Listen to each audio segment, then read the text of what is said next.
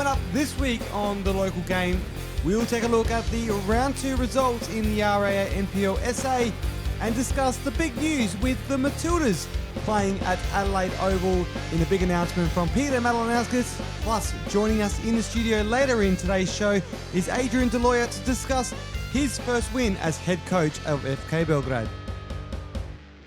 Welcome to The Local Game for episode 3 for 2024. A big round of football happened on the weekend and there's some more football to come as well. We're going to cover it all this week and we thank you all for joining us for the last few weeks as well. There's been some great response from the first few episodes. And I want to know, I heard a lot of clubs are watching it in their club rooms on Thursday nights, which is great to see. So please send me a photo from wherever you're watching on a Thursday. And next week's episode, we'll feature some of those photos to show some of the unique places this show is being watched. And we really do appreciate all your support. Well, this week, I'm looking forward to having some more guests. We're going to be a jam-packed show today. So we're looking forward to getting through all of it today. And, well, my co-host in today's episode, for the first time making her first appearance. You know her from a lot of different places, but she has some standout Simpsons memes on Twitter if you do follow her. If you don't get to follow her now, it is Hayley Routley. Thank you for joining me, Hayley. Thanks so much for having me, Johnny. Feeling pretty chuffed to make it onto the third ever episode. Yep. Well, it's good to have you on, and I'm looking forward to having you for the whole episode. But we have a guest as well to join us for the first few moments of the show. Dan Godley from Fulham United. Thank you for joining us, Dan. No worries. Thank you for having me. It's good to have you back on the show and back in goals as well. State League 1, you put the gloves back on and jumped in for Robbie Saracino. Yes, yeah, but help out Robbie this year. He wanted a senior goalkeeper, and I'm pretty senior, so just a little bit. Just a little bit. So yeah, it's been fun. Well, we'll talk a little bit about that, how it's going over there very, very soon. But let's talk about some of the hot topics from the weekend. Saturday night, a huge crowd down at Apex Football Stadium, which is the home of Adelaide Olympic.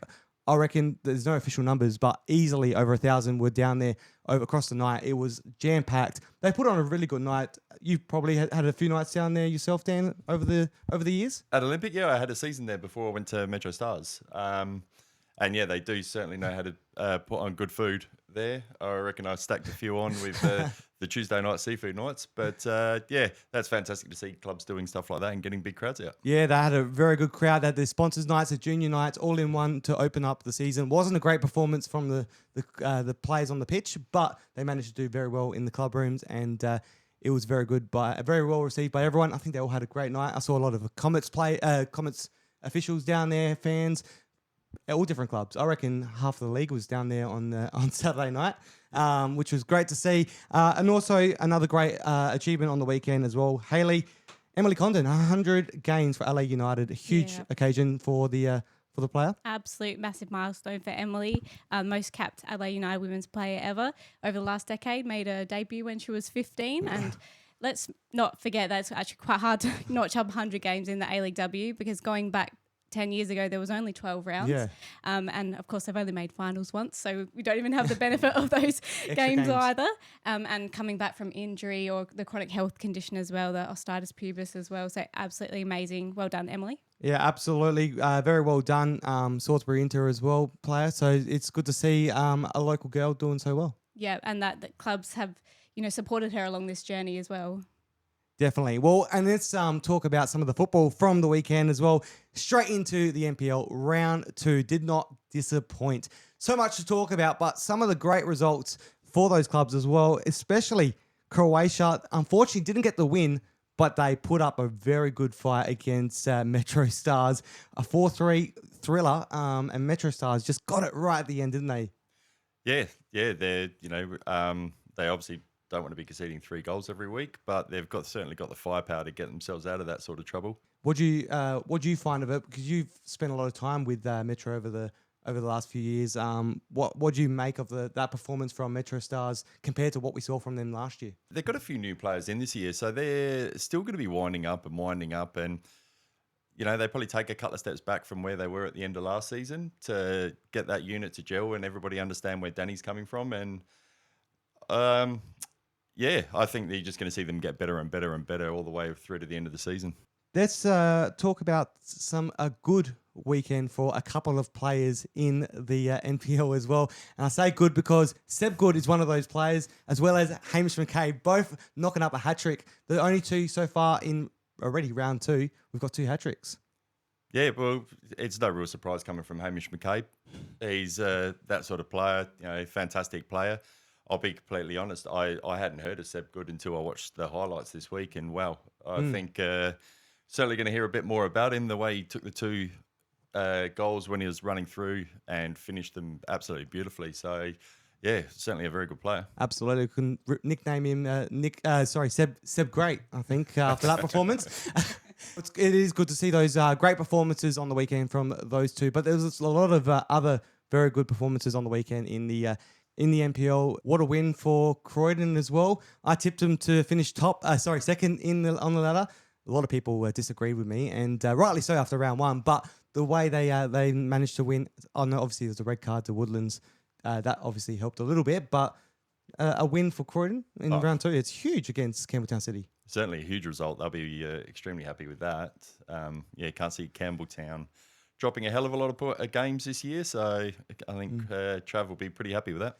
And Hayley, over to you for the women's football as well. WSL and WNPL Cups on the weekend. Semi-finals action. And what do you make of those performances, especially with West Adelaide and Comets getting the win? Yeah, 2 very kind of contrasting games there. So the first semi-final with Comets and Inter was a tight one. 1-1 after extra time went to penalties, and Comets took it out from the penalties. Different teams this year. Comets stole Salisbury Inter's Japanese international from last year. But then they've also gained one as well in Ruri Nagashima, and she did score. But then we moved to the second semi-final, which was a lot more sort of dominant. West Adelaide taking that out 5-1 against Adelaide Uni. And West Adelaide definitely have that feel about them this year of kind of getting the old gang back together. They've got Blackett back from Heidelberg.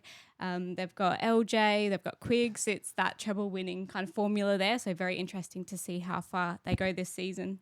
Yeah, definitely so. And it was a great vibe down there on Sunday as well, because they had media day for the women. So a lot of them stuck around to watch the games, which was fantastic to see. Good turnout, and it's not long now till the WNPL and WSL does kick off, but great performances. Absolutely. And I think last year, Inter was the first team to ever break the curse of traditionally whoever won the preseason comp never won the championship. They're the first team to do it. So it'll be interesting to see what happens from here. Certainly will. Well, Dan, don't go anywhere. We're going to keep you a little bit longer. Hayley, you're with me for the rest of the show, unfortunately. But, well, some will say fortunate. But anyway, Dan, don't go anywhere. We'll talk about the state leagues with you in a second. And you guys don't go anywhere either. We're going to take a very short break, and we'll be back on the other side to talk about the state leagues.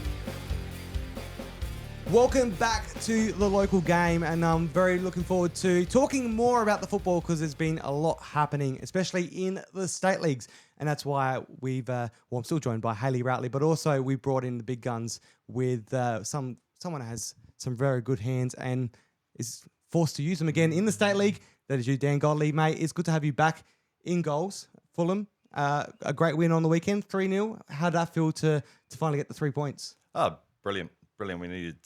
We knew we needed to win last night. You don't want to be starting the season going into round 3 without a win. So, yeah, there was a lot of emphasis on that. And, everybody certainly turned up. Well, someone who's always had your back, I know we spoke on the phone during the week when I was trying to get you on the show, and you mentioned you like to go under the radar a little bit this season. Someone that didn't have you under the radar was Alessio Carocci, who was on last week, one of my co-hosts. He has been a big fan since the preseason and has tipped you guys to do very well. Do you back him on that? Yeah, hopefully. Yeah, we're obviously going to try and take this as far as we can go this season. We sort of haven't put any limits or a ceiling on our goals for the year. So, yeah, looking for a big season. Beautiful. And Dan, Robbie is someone who you're familiar with from previous clubs. How does it feel to be back onto him again? Yeah. Part of the reason, or majority of the reason why I am there. I've first met Robbie a good 20 years ago playing at Adelaide City, and then obviously getting to work with him at Metro Stars for a while. So, yeah, that was probably the enticing part of coming to Fulham. It's exciting to see what you guys can do. Obviously, you got the experience, but you got a lot of young players in your squad, so it's going to be good to see what you guys can do with that. How are you finding the way the team's gelling at the moment with all the youngsters? Yeah, good. Obviously, we had to bring a lot of youngsters in to obviously average the age of the team out a little bit because I might knock that up a bit. But it's really good. Everybody's working as hard as they can. They're all ears. The guys just want to learn. And obviously, Robbie, Dave Moffat and Duncan, that's, especially Dave's nurturing young players is absolutely fantastic at. And we're sort of starting to see the benefits of it. Beautiful. And, you got in round 4, you're going to be taking on the Blue Eagles. They also got a win on the weekend. The Ricardo da Silva effect. He's had played for the last 2 clubs, Croatia last year and also previously with West Adelaide. Both teams got promoted. They're hoping to do get the 3rd this year. How are you feeling about coming up against them? Ricardo's a great player. Since he came over here and joined the NPL, he's just a really entertaining player to watch. I think it's Dante, the striker up front for them. The Italian striker they've got over here looks like an absolute handful. So I think we've got our work cut out for us when we play them in round 4.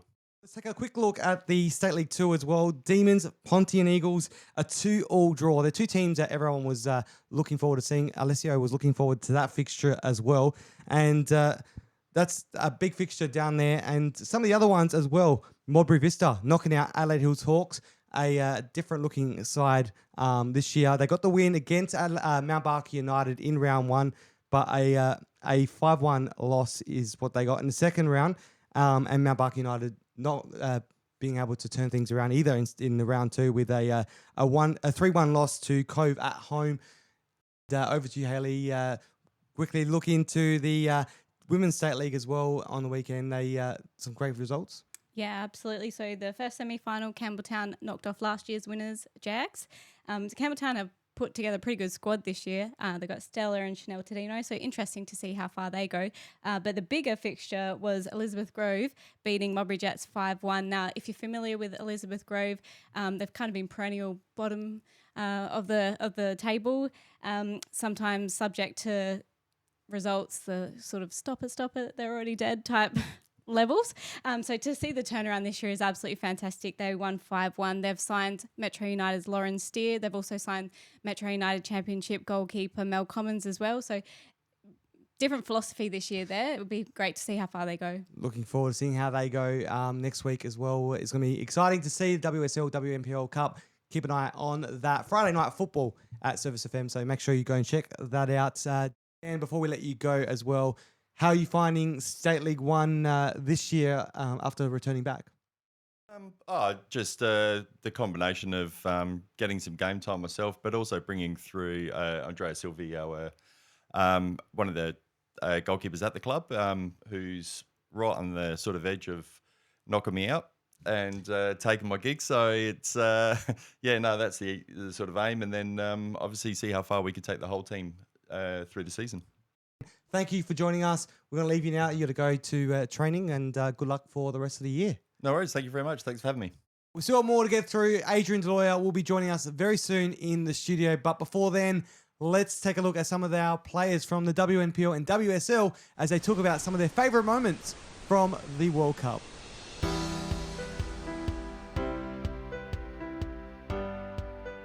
Probably, I was over in Melbourne. One of them was probably, I didn't go to any actual games, but the send-off match against France. I think that was the first taste of sort of how big it was going to be, and the anticipation was really building. The France and Australia penalty shootout.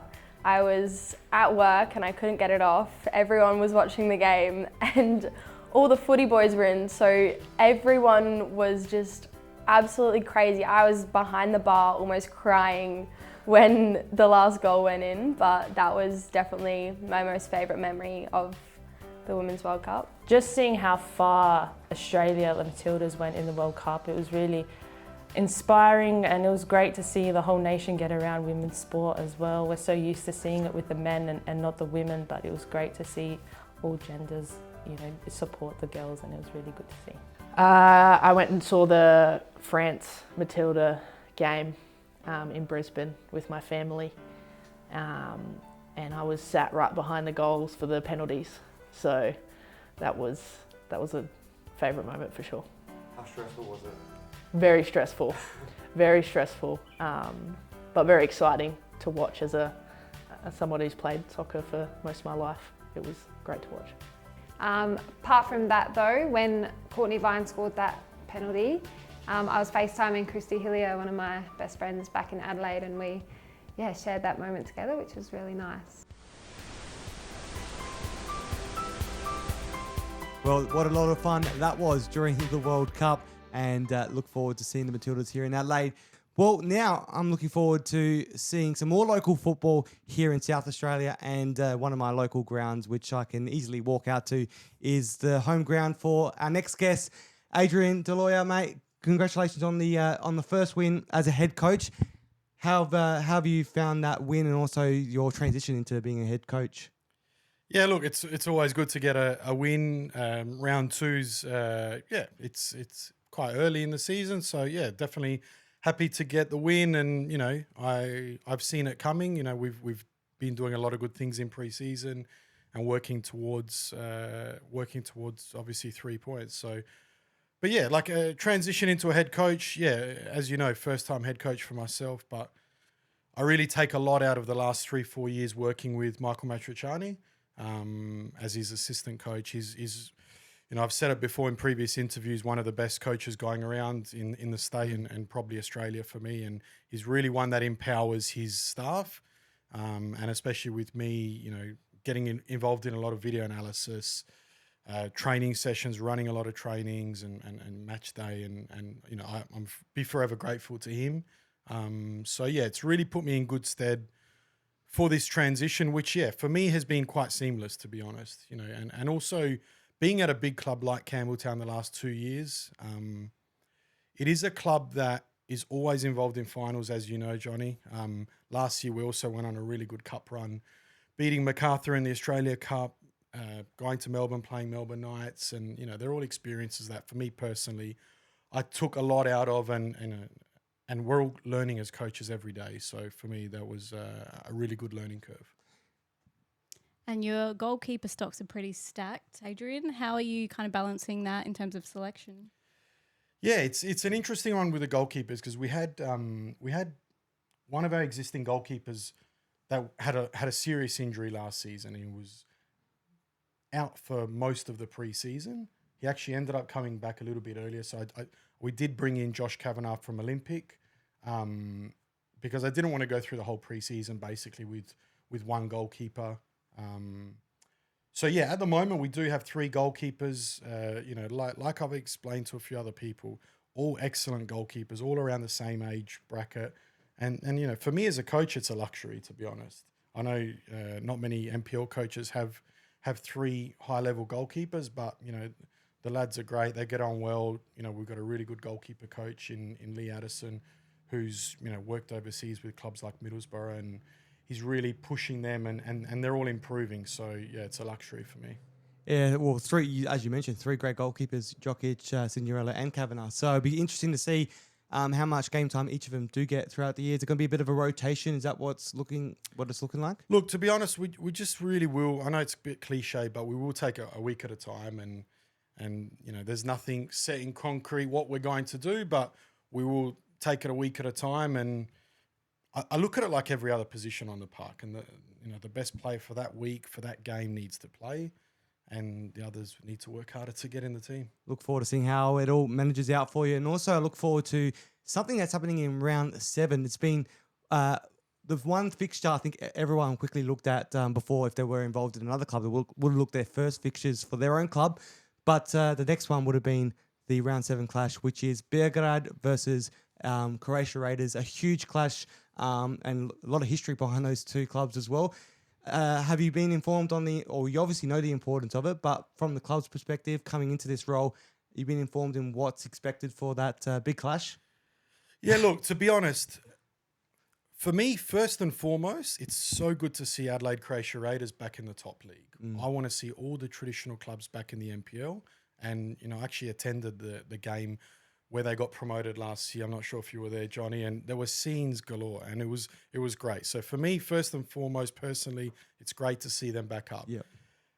For football in South Australia, it's amazing. We want derbies, we want traditional games, and I think it's what brings the crowds to the games, which, some clubs are getting crowds and some aren't. So, yeah, firstly, it's great to have them back. Look, I've been around football in South Australia my whole life, so I do understand the historical rivalry there. I think it has probably simmered a little bit over the years. I know, the presidents get on quite well and things like that. But, like I said, it's going to be a great crowd. It's going to be a great spectacle. And, yeah, honestly, I'm looking at this weekend's game against South Adelaide Panthers right now and not that game in 6-7 weeks' time. What are you expecting out of the boys? They've got the confidence now after a 5-1 win. Seb Good had a great game. What are you expecting from the boys this week? Hopefully much of the same. We performed really, really well against Olympic Saturday night. For me, also round 1, we performed really well. It was a real strange one to lose 3-0. But in that game to Metro, I think anyone who watched the game saw that we did open them up 5 or 6 times in the first half, and then the second half we hit the crossbar. We had a header cleared off the line. So that's football, unfortunately. They were more clinical than we were, but any other day, we probably get something out of that game. But looking towards this week, look, South Adelaide haven't had the start that they would have wanted, but the last few years they've been a fantastic team, and I think they're no different this season. So for me, they've had some big scalps over the last few years and beating some big teams, so we're not underestimating them. And, just off the pitch as well, how are you finding the chavaps after the game now? Is that ruining your health kick, or if you got a little one? bit. I'm trying to bring some pre-packed meals, but it's not really working at the moment. But no, they're great, and it's like Johnny and Antonis and all the other guys. It's one of the reasons people come to the games, because the hospitality, the food, the drinks, and for me, that's what local football's all about. Well, we better let you go, Adrian. Thank you for joining us this week, and good luck this weekend against South Adelaide. Thank you. Thanks, guys, and keep up the great work. Really appreciate it. We'll be back right after the break to wrap things up here. Don't go anywhere. It's the local game.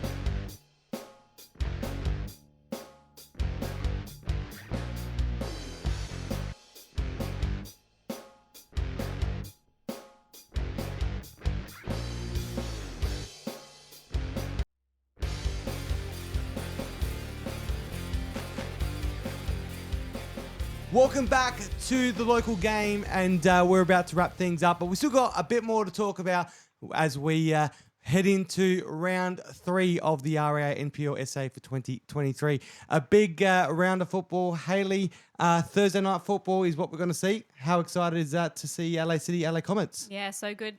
Absolutely love midweek football, and to see these two powerhouses of the NPL go head to head in week 3, lovely. Yeah, it's going to be a big one. And 5 games on the Friday night as well, due to a bit of a restructure with the heat on the weekend. So they've all gone to night games this weekend.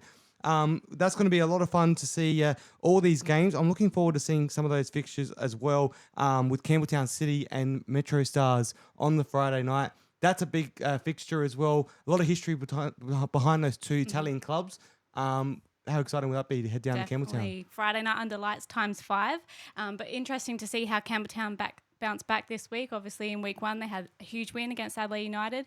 Week 2 wasn't so great, but obviously the red card changed that quite a lot. So I think they'll be looking for some stability this week in round 3. Definitely will be, and it's going to be an exciting matchup there. So make sure you head down to those games if you can. It is Friday night football. I know there's a lot of action, but you can watch it on YouTube as well. And over to you, Hayley, about the WNPL season launch was on the weekend. How was that to host the event? Yeah, sensational atmosphere, 180 odd turnout there, supported by Go Sunny Solar, great support of football in South Australia. And it was lovely to speak with the captains and the new coaches of the teams. We've got 5 new coaches across the league this season, some taking over successful teams in Comets and Inter, others trying to get the teams back up the ladder, like Adelaide Uni. So it was great to see their approach this season. Yes, it is. And good to see some coaches, big coaches coming into the league as well, with Trimboli, who is making his way into the women's football, which is fantastic to see. And now let's head over to the biggest topic of the week in local football, and that is our national team, the Matildas. They're coming, Hayley. They're coming. Absolutely huge. We've been waiting for this news for 5 years. We have been, and everyone's been pushing it. We were going to push it, but we didn't have to push it because Peter Malinauskas came out with the news. I think it caught everyone off guard on Monday night with the announcement through the media channels, and then obviously Tuesday, the big announcement, Adelaide Oval. It's great to see.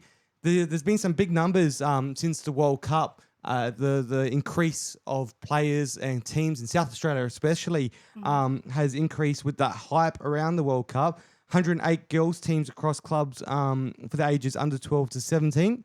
That's 24 junior girls teams extra as on last year, and also another 26 Mini-Roos girls-only teams as well. So that is a massive achievement, and I think this having it at Adelaide Oval as well is only going to do more for the game as well. Yeah, for sure. Absolutely speaks to the legacy of the World Cup. And talking numbers, we look back to when Matildas were here last, back in 2019. Yeah. They filled High Marsh with about 10,000 crowd. Before that, we go back to 2006 to the Asian Cup, where they were playing in front of crowds of about 2,000 to 3,000. Now we're looking at filling Adelaide Oval, 50,000 plus. Absolutely sensational. Absolutely. So proud. And it's so cool. I'm talking to people and they're telling me how excited they are to head to that game. Which is fantastic, and they're not even football fans; they just want to be there. It's almost like the Taylor Swift effect, isn't it?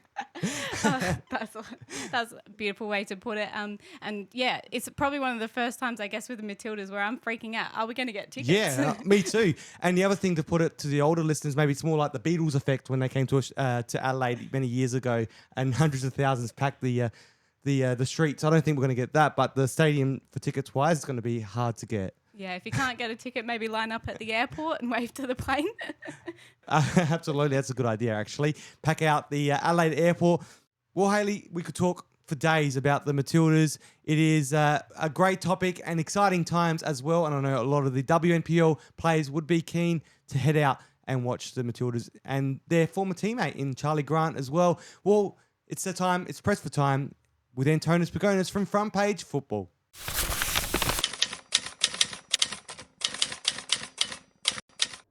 Well, Johnny, things are heating up on and off the field. This weekend, matches have been postponed or brought forward in both the NPL and the state leagues due to the extreme heat, which, for a competition made up of part-time players, is sure to add up to the load in coming weeks. We've got this weekend of action to go before we stop for another stacked cup round, and I'm really looking forward to seeing how everything turns out. Well, Hayley, that is the end of the show, and thank you for joining me this week. I've really appreciated you joining me and talking about the Matildas and the great news. Yeah, absolutely. Been chuffed to be here. It's always a great topic to talk about. So we'll come back anytime. Absolutely. That is the end of the local game. Hopefully we can talk more about the Matildas coming to Adelaide at some point. And also, it's fantastic. And we're going to get the Socceroos back here as well. That would be fantastic. That is all for this week on the local game. Enjoy your football for the week, and we'll see you all again next week.